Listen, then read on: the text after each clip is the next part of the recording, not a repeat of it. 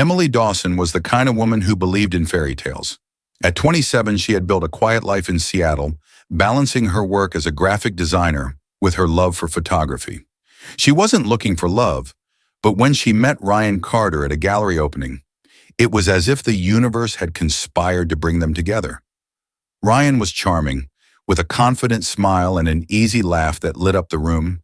They bonded over their shared love of art and travel, and within weeks, Emily found herself falling for him. He was attentive, thoughtful, and seemed to understand her in ways no one else ever had. They moved quickly. Dinners turned into weekends away. Weekends turned into long nights of talking about dreams and futures. Ryan seemed perfect, almost too good to be true, but Emily didn't question it. Why would she? 6 months into their whirlwind romance, Ryan proposed. It was a simple, intimate moment in the park where they had their first date. Emily said yes, her heart bursting with happiness. She felt like the luckiest woman in the world. The wedding was beautiful but modest, just as Emily had wanted. Standing across from Ryan, exchanging vows, she believed every word he said. "I will protect you, love you, and never let you down." For a while, life felt perfect. They moved into a cozy apartment downtown, decorated with Emily's photographs and Ryan's eclectic taste in art. They spent weekends exploring hidden coffee shops and taking road trips to small towns. Emily often thought to herself, "This is everything I've ever wanted." But perfection has a way of cracking. It started with small things. Ryan began coming home later than usual, brushing off Emily's questions with vague excuses about work. He would disappear for hours on the weekends, claiming he needed alone time to clear his head. Emily wanted to believe him. She told herself it was normal for couples to need space, but then she started noticing the phone calls. Ryan would step out of the room to take them, his voice hushed. When she asked who it was, he'd laugh it off, saying it was just a client. But the nagging feeling in Emily's chest grew stronger. One night while Ryan was in the shower, Emily's curiosity got the better of her. She picked up his phone, her fingers trembling as she scrolled through his messages. Most were innocent, but one thread caught her eye. A conversation with someone named Diana. The messages weren't flirtatious, but they were frequent. Late-night texts, inside jokes, and plans to meet up. Emily's heart raced as she read further, trying to piece together who Diana was and what she meant to Ryan. Her thoughts spiraled. Was she overreacting? Or was this the first crack in the perfect life she thought she had? When Ryan emerged from the bathroom, Emily quickly put the phone back and forced a smile. But inside, a storm was brewing. That night, as she lay next to Ryan, listening to his steady breathing, one thought consumed her. Emily couldn't shake the feeling that something was wrong. Ryan had always been attentive and open, but now there was a wall between them, an invisible barrier she couldn't break through. The texts from Diana haunted her, replaying in her mind over and over. Emily tried to reason with herself. Maybe it's just a friend. Maybe I'm overthinking. But deep down, she knew better. She decided to confront him. One evening, as they sat down for dinner, she asked casually, "Hey, who's Diana? I saw her name pop up on your phone the other day." Ryan froze for the briefest moment, his fork hovering in midair. Then he smiled, the kind of smile that felt rehearsed. "Oh, Diana? She's just a coworker. We've been collaborating on a project for months." Emily nodded, pretending to accept his answer, but her gut told her he wasn't being honest. Days turned into weeks, and Ryan's behavior grew more erratic. He was always on edge, snapping at small things and avoiding eye contact when she brought up anything personal. He spent more time out of the house, claiming late meetings or spontaneous work trips. Emily's suspicions deepened when one of their mutual friends, Sarah, mentioned something strange. "I saw Ryan at that new bar downtown last night," Sarah said casually. "He was with someone I didn't recognize. A woman. They seemed pretty close." Emily's stomach dropped. She forced a laugh. "Oh, he probably mentioned it. Work stuff, you know." But Ryan hadn't mentioned anything. That night, Emily decided she couldn't live with the uncertainty anymore. She needed to know the truth.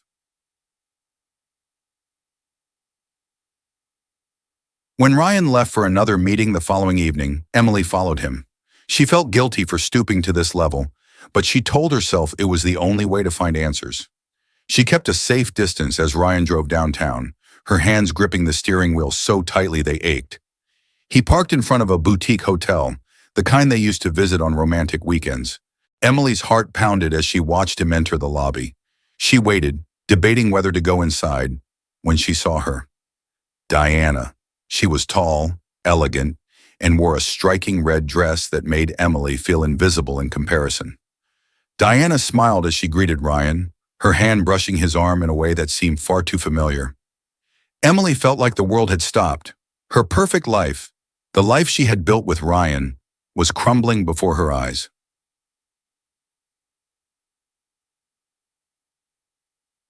Unable to hold back, Emily entered the lobby. She watched as Ryan and Diana disappeared into the hotel elevator, the doors closing with a soft chime. Emily stood frozen, her mind racing. What now? Should I confront him here? Should I wait until he gets home? But before she could decide, her phone buzzed. It was a text from Ryan. Hey, running late tonight. Don't wait up for me. The lie stung more than anything else. Emily turned and walked out of the hotel, tears streaming down her face.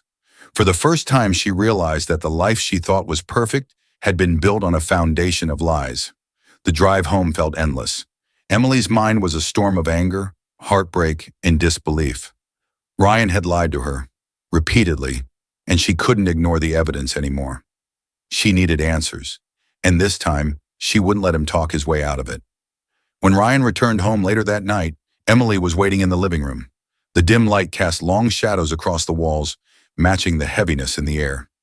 You're up late, Ryan said casually, setting his keys on the counter. Emily didn't respond right away.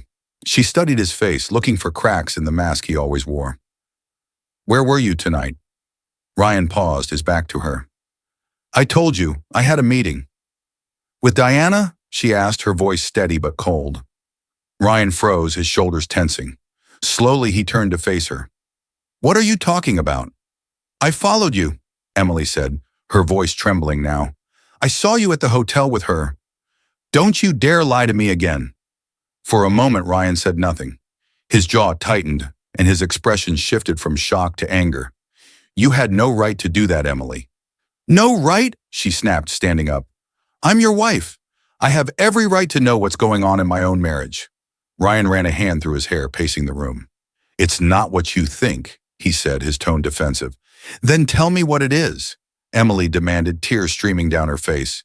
Because from where I'm standing, it looks like you've been lying to me for months. Ryan stopped pacing and looked at her, his eyes cold and calculating. You want the truth? He asked, his voice low. Yes, Emily whispered. Fine, he said. Diana and I are working together, but it's not just work. She's helping me fix something I didn't want you to know about. Emily's stomach churned. What are you talking about? Ryan hesitated, then sighed. I've been in debt, Emily. A lot of debt. And Diana, she's been helping me move money around to cover it up. Emily stared at him in disbelief. What kind of debt? How much? Enough to ruin us, Ryan admitted. I made some bad investments, and things spiraled. If Diana hadn't stepped in, we'd have lost everything. This house, our savings, everything. The words hit Emily like a punch to the gut. You risked everything we have, and you didn't even tell me? I was trying to protect you, Ryan said, his voice rising. I didn't want you to worry. Protect me? Emily laughed bitterly. You lied to me, you betrayed me, and now you're telling me it was for my own good? Ryan took a step closer. I had no choice, Emily. You don't understand the pressure I've been under.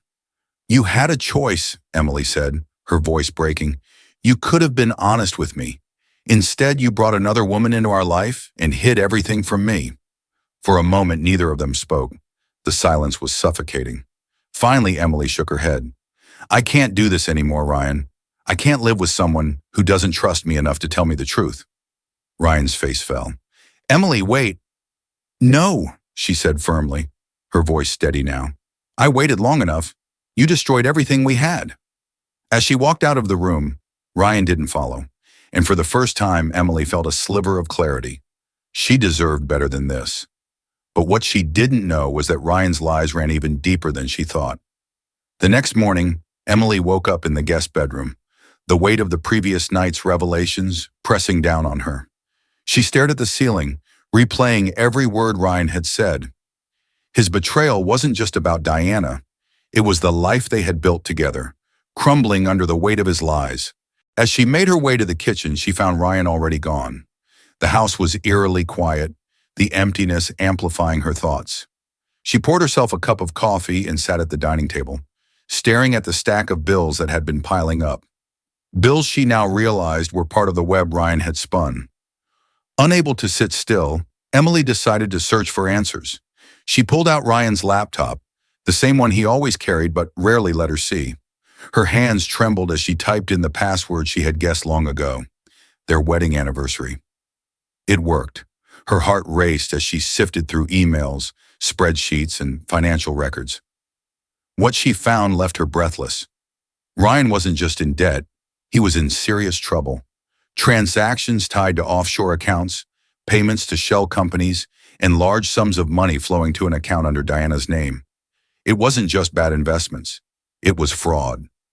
Emily felt a chill run down her spine. The documents pointed to something much darker than financial mismanagement. Ryan wasn't just hiding his mistakes, he was orchestrating a scheme. And then she found it. An email from Diana, sent late the night before. It's done. She won't suspect a thing. By the time she finds out, we'll be long gone. Emily's blood ran cold. They weren't just lying to her, they were planning to leave her with nothing. That evening, Emily decided to confront him once and for all. She couldn't let him get away with this, not after everything he had done. When Ryan walked through the door, she was waiting for him, the laptop open on the kitchen counter. "We need to talk," she said, her voice cold and firm. Ryan froze, his eyes darting to the screen. "What's this?" "You tell me," Emily said, spinning the laptop toward him. The email from Diana was open, the incriminating documents beside it. Ryan's face darkened. "You went through my stuff?" "Don't turn this around on me," Emily snapped. "You lied to me, you stole from me, and now you're planning to run off with her?" Ryan's jaw clenched. "You don't understand." "No, I understand perfectly," Emily cut him off. "You're a liar and a thief, and I won't let you destroy my life." For a moment, Ryan said nothing. Then his expression shifted. The guilt disappeared, replaced by something colder.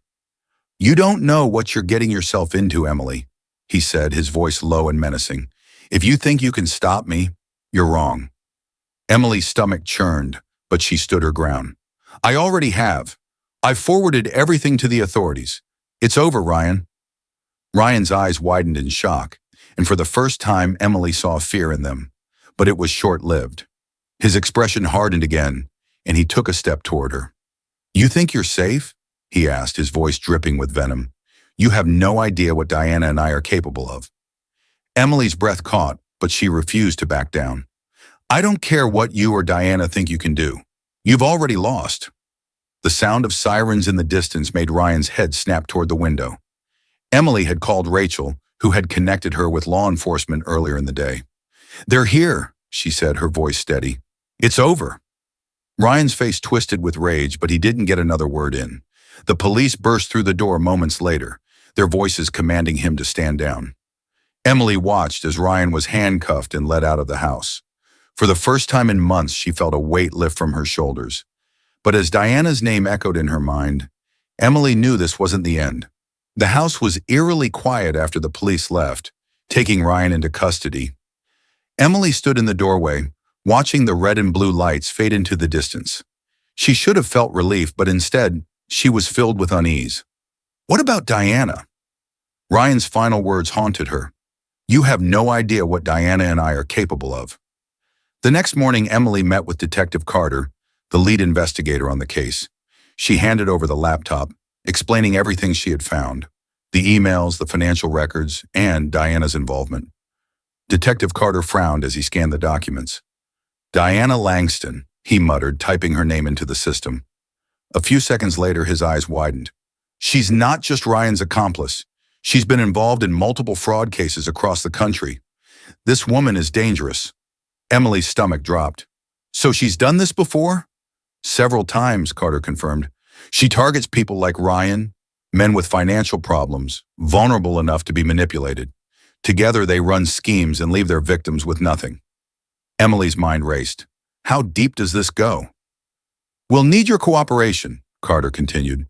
Diana's still out there, and she knows you're a threat now. We need to bring her in before she makes her next move. That evening, Emily returned home, the weight of the situation pressing down on her. Every sound in the house felt amplified. Every shadow seemed threatening. She locked the doors and double-checked the windows, her paranoia growing by the minute. She had barely sat down when her phone buzzed. It was an unknown number. You think you've won? The message read. You have no idea what you've started. Emily's hands shook as she stared at the screen. It had to be Diana. Moments later, another message came through. If you think I'll let you ruin everything, you're wrong. Watch your back. Panic surged through Emily, but she forced herself to stay calm. She immediately forwarded the messages to Detective Carter, who assured her they were tracing the number. The next few days were a blur of police meetings and sleepless nights. Emily couldn't shake the feeling that she was being watched. Every time she stepped outside, she felt eyes on her. Every unexpected knock at the door sent her heart racing. Then one evening, it happened. Emily was sitting in the living room, going through old photo albums to distract herself, when she heard a noise outside. A faint crunch of gravel. She froze, her pulse racing. Slowly, she moved to the window and peeked through the curtains. A dark figure stood at the edge of the yard, barely visible in the dim light. Emily's breath hitched. She grabbed her phone and dialed Detective Carter's number. Someone's outside, she whispered, her voice shaking. Stay inside and lock the doors, Carter instructed. We're on our way. Minutes felt like hours as Emily waited, her heart pounding in her chest. She kept her eyes on the figure, who didn't move from their spot. Finally, the sound of approaching sirens filled the air. The figure turned and disappeared into the shadows just as the police arrived. Carter entered the house, his expression serious. She's toying with you, he said. Diana wants you scared, but we won't let her get away with this. Emily nodded, though her fear was far from gone. What do we do now? We keep the pressure on, Carter said. We've issued a warrant for her arrest. It's only a matter of time before we find her. But as Emily lay awake that night, she couldn't help but wonder. What if Diana found her first? Emily barely slept that night, her mind haunted by Diana's threats and the figure in her yard. She had thought Ryan's arrest would bring her peace, but instead it had opened the door to a deeper nightmare. The following day, Detective Carter called with an update. We traced the messages, he said. They were sent from a burner phone purchased 2 days ago. Diana's smart, but we're closing in on her. Emily felt a flicker of relief, but it was short-lived. Carter's voice turned grave. We've also uncovered more about her connection with Ryan. Diana wasn't just helping him cover up debts. She was planning to frame you. The accounts she set up, they were in your name. Emily's blood ran cold. She was going to make it look like I was behind everything? Exactly, Carter confirmed. She's done it before. Ryan was her accomplice, but you were the perfect scapegoat. With him out of the picture, she might still try to implicate you. Emily's hands tightened around the phone. What do I do? Stay vigilant, Carter advised. We're putting officers near your home, but don't take any risks. If Diana contacts you again, call us immediately. That evening, Emily decided to go through her own files, desperate to piece together anything that might help. She found old bank statements, legal documents, and correspondence between her and Ryan. Nothing seemed unusual. But then she noticed something strange. A receipt tucked inside an envelope, dated 2 weeks before Ryan's arrest. It was for a storage unit rental under Ryan's name. Emily's pulse quickened. What had he been hiding there? Without waiting, she called Carter. I found something, she said, explaining the receipt. Don't go there alone, Carter warned. We'll meet you at the location. The storage facility was in a quiet, industrial part of town. The air was cold and Emily's breath came out in visible puffs as she stepped out of her car. Carter and his team were already there, their expressions tense. They unlocked the unit and pulled the door open. Inside, the space was cluttered with boxes, documents, and a mannequin dressed in Emily's clothes. Emily gasped, stepping back. What is this? Carter scanned the room, his jaw tight. Evidence, or more likely, a setup. Diana was building a narrative to pin everything on you. The officers began combing through the boxes, finding forged documents, photos of Emily, and fake IDs with her name. Emily's stomach churned. This was more than just theft. Diana had been planning to destroy her completely. Then Carter's phone buzzed. He glanced at the screen, his expression darkening. "We've got her," he said. "Diana just used one of her old aliases to check into a motel 2 miles from here." The police moved quickly, and Emily insisted on going with them. She wanted to see this through, to know that Diana couldn't hurt her anymore. When they arrived at the motel, the officers surrounded the building. Carter motioned for Emily to stay in the car, but she watched intently as they moved in. Minutes later, 2 officers emerged, escorting a handcuffed Diana. She looked furious, her sharp features twisted in anger. When her eyes met Emily's through the car window, she smirked. "You think this is over?" Diana called out as they loaded her into the squad car. "This isn't over." But for Emily, it was. In the weeks that followed, Emily worked with the police to ensure Diana and Ryan faced justice. The evidence from the storage unit was enough to secure their convictions. For the first time in months, Emily felt like she could breathe again. Her life wasn't the same. How could it be after everything she had been through? But she was stronger now, more resilient. One evening, as she sat on her porch watching the sunset, Rachel joined her, holding 2 cups of coffee. "You did it," Rachel said, handing her a cup. Emily smiled faintly. "I survived." "And you'll keep surviving," Rachel said. "One step at a time." Emily nodded, feeling the truth of those words settle in her heart. She didn't have all the answers, but she had her freedom, and that was enough to start again. The end.